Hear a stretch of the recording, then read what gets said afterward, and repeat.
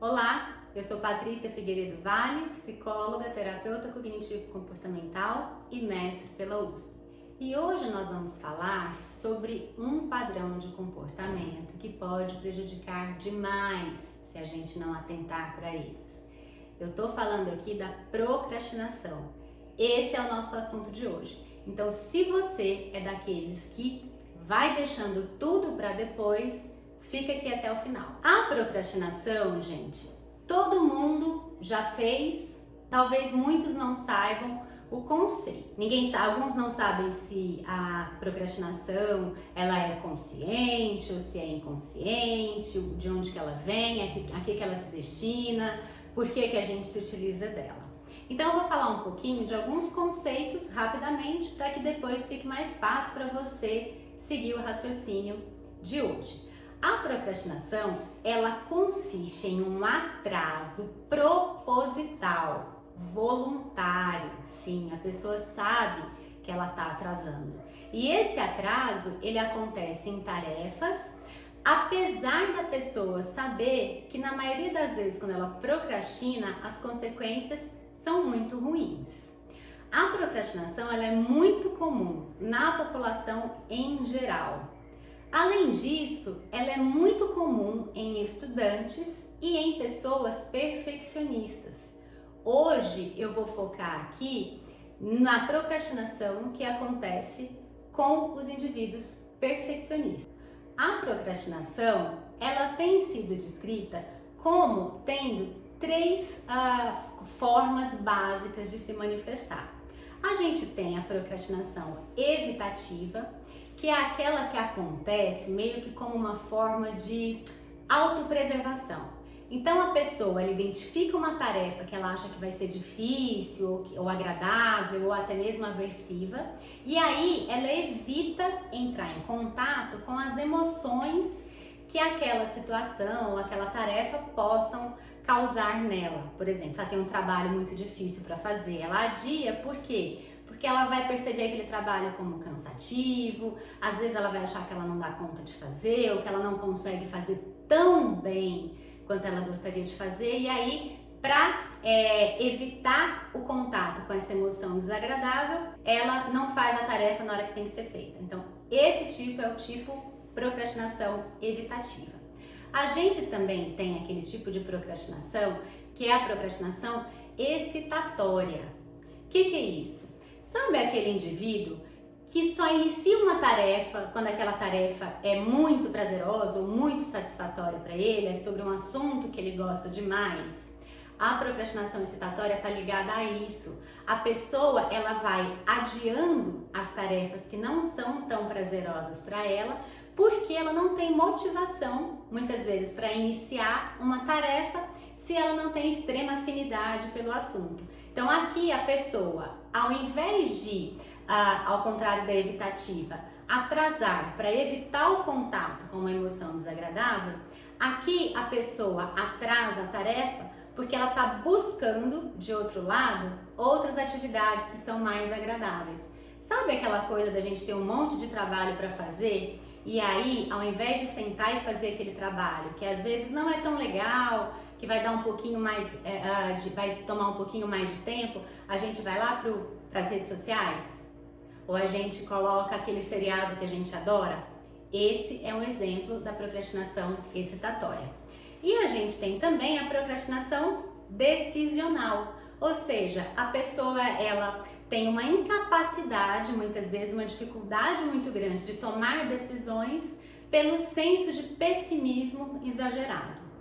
Qualquer decisão que ela tome vai ter uma consequência muito negativa, porque não vai ser perfeito e isso vai ser muito ruim, então a pessoa fica adiando a tomada de decisão. Então agora que você já sabe aí, já conheceu os três principais tipos da procrastinação, vamos dar seguimento. Bom, como eu disse hoje, o foco aqui é como e por que os indivíduos perfeccionistas disfuncionais, ou seja, aquele perfeccionismo que prejudica, como que esses indivíduos se envolvem nos comportamentos de procrastinação e por que é tão difícil para eles sair desse padrão de comportamento. Já se sabe que Todos os tipos de procrastinação, tanto a evitativa, quanto a excitatória, quanto a decisional, que você já sabe o que é, ambas estão envolvidas no comportamento perfeccionista. O que acontece, gente? O perfeccionismo, ele não está, como a gente já falou muitas vezes, relacionado apenas a grandes transtornos. Por exemplo, transtornos de ansiedade, transtornos de humor, transtorno obsessivo compulsivo, transtornos alimentares, burnout.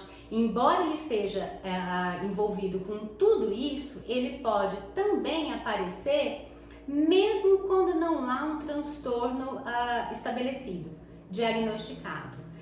E o perfeccionismo, ele leva a alguns comportamentos inúteis. Um deles é a procrastinação. O outro que eu vou falar aqui é a evitação. E a procrastinação é uma forma de evitação, como vocês vão ver adiante. E esses problemas, quando presentes em indivíduos perfeccionistas, eles podem causar muitos prejuízos. O que acontece? O indivíduo perfeccionista, para conseguir tolerar o desconforto que a autoexigência, a exigência imposta por padrões de desempenho de excelência, pode iniciar esses comportamentos de evitação e de procrastinação. Além desses, gente, existem inúmeros outros comportamentos inúteis que os perfeccionistas utilizam e que acabam piorando o quadro do perfeccionismo. Mas hoje eu vou me atentar à procrastinação e à evitação. Vamos lá. Eu falei a definição da procrastinação. A esquiva, ela envolve tudo que é feito no sentido de tentar diminuir ou escapar da ansiedade que a pessoa sente em determinada situação. Uma das razões pelas quais o perfeccionista evita demais, se esquiva demais das situações, é o medo de falhar. O que acontece? Ele se baseia nas previsões e predições catastróficas, nas expectativas terríveis que ele tem sobre o futuro, caso ele não atinja aquele padrão perfeito de desempenho. E então, quando se sente pressionado a desempenhar bem, eles temem a pior consequência do seu desempenho e, ao invés de arriscar cara a cara esse desempenho ruim, ele escolhe evitar a possibilidade disso acontecer. Embora isso seja feito como uma tentativa de evitar a falha, na verdade isso pode gerar o efeito contrário, porque é provável que a pessoa não alcance ou não conclua o que ela estava motivada e preocupada e querendo fazer. E isso mantém a pessoa por um longo período evitando aquilo que ela vai ter que fazer uma hora ou outra. Com isso, eles perdem a chance de perceber que o desempenho deles poderia ser melhor do que eles estavam temendo. E também eles perdem a chance de treinar habilidades que possam desenvolvê-los, que possam torná-los melhores e aprender a lidar com os erros e a continuar a melhorar os resultados. Uma outra causa, então eu falei do medo de falhar, uma outra causa que contribui muito para a evitação, para a esquiva, no indivíduo com perfeccionismo desadaptativo, é que a tarefa a ser completada por ele geralmente é percebida como sendo tão ampla, tão grande, tão trabalhosa, devido ao seu padrão ali meticuloso e ao seu pensamento tudo ou nada, né? Ou eu faço perfeito ou eu não faço, que essa tarefa ela é percebida como desagradável. Vou te dar um exemplo simples. Imagina se cada vez que você vai escovar seu dente, você demore 1 hora, porque o dente precisa assim ser milimetricamente, de uma forma perfeita, escovado. Toda vez que você vai escovar o dente, você tem que fazer todo aquele ritual meticuloso, desnecessário, em busca de uma perfeição percebida por você, e isso demora muito. Vai chegar um momento que, ao invés de gastar 1 hora escovando o dente, você vai pensar que é melhor você nem escovar. Do mesmo jeito, por exemplo, imagine que você vai limpar o quarto do seu filho e arrumar o quarto do seu filho. Se toda vez que você vai limpar o quarto do seu filho, você tem que limpar embaixo da cama, limpar atrás da cama, tirar tudo do armário, limpar o armário, organizar o armário, encerar o chão. Se toda vez limpar o quarto te remeter a essa tarefa tão ampla e tão longa, Vai chegar uma hora que você vai permitir até que o quarto fique bagunçado, porque aquela tarefa começa a ser vista como algo demais, algo desagradável.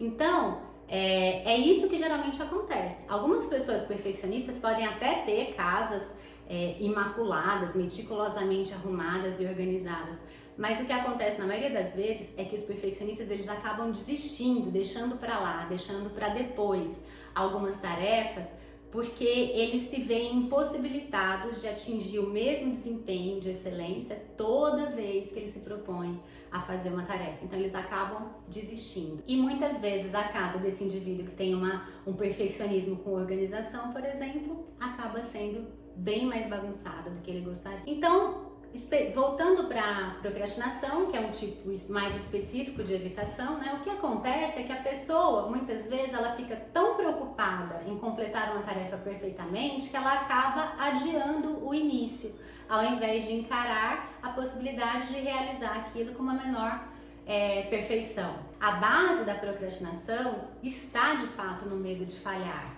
O medo é tão intenso que a pessoa prefere adiar o início do que arriscar falhar em não desempenhar no alto padrão que ela se impõe. Veja, muitas vezes ela pode ter a seguinte suposição: se com muito tempo disponível meu desempenho não for excelente, pode ser que eu seja percebido como alguém defeituoso, alguém incapaz, pode ser que eu mesma me perceba dessa forma. Já com pouco tempo, a culpa de um resultado não perfeito pode ser pelo tempo. Então, o tempo acaba sendo muitas vezes uma justificativa para o desempenho que não é tão bom devido à procrastinação. Então, para a pessoa muitas vezes é mais confortável que o responsável seja o tempo do que ela mesma, que teve muito tempo disponível e ainda assim não desempenhou perfeitamente. Algumas pesquisas têm mostrado que 90% dos estudantes, se você é estudante, fique atento, 90% dos estudantes procrastinam em alguns momentos e que a procrastinação está relacionada a um pior desempenho acadêmico. Então, existem vários pensamentos que podem levar à procrastinação.